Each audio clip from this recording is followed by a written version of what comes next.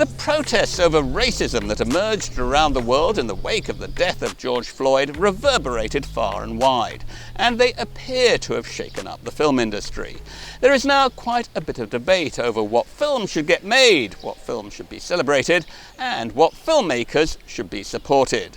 Kizzy Cox has been looking at how the film industry may be different in the future. As Confederate flags and monuments to slave traders and holders come down around the world, new paradigms in filmmaking are rising up. In an industry long criticized for its lack of diversity, Hollywood is facing pressure to truly increase opportunities for Black filmmakers. Yo, Star, you okay? Go back where he told you. Khalil, I'm not playing. Go back where... While many films about Black people center around injustice or grief, Carl Broughton, editor-in-chief of Film Days, wants to see storytelling expand beyond Black trauma. I would love to see stories about Black people just living, just living instead of them getting arrested by cops or like less stories about cops and going to jail and more stories about them just living, being successful. Broughton believes that true progress will be made in the industry when not only are Black stories wide-ranging, but the filmmakers telling them are too. Black cinema is more than just Black men, it's Black women, it's trans, it's gay, it's everything, you know what I mean? It's like a full spectrum. The protests for racial justice sparked by the killing of George Floyd by a white police officer have already led to new developments, like the renaming of this street to Black Lives Matter Boulevard.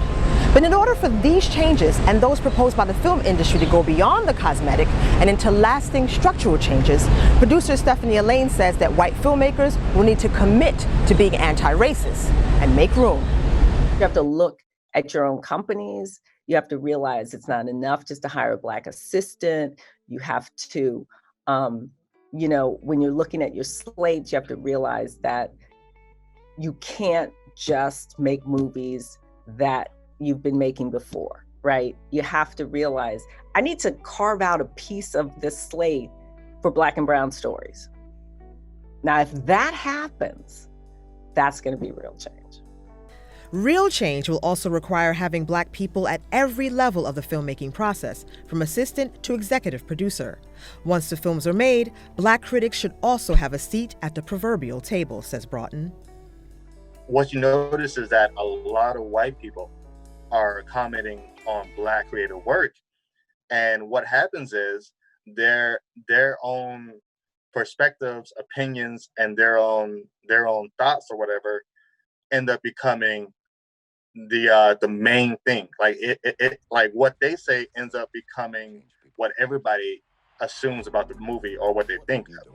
Ultimately, this moment of racial reckoning in Hollywood shows us the limitations of having one dominant voice tell all stories. Elaine says to create films that reflect society, Hollywood can no longer take Black dollars without accepting Black input. Black and brown people over-index. We buy more tickets, we spend more money. So we need to see more content that speaks to us. And the other thing is this, there's a lot of Black stories that white people want to tell, right? And which is fair. Like, artists can talk about anything. But if you're going to do that, you better make sure that people behind the scenes are Black. It's just so important.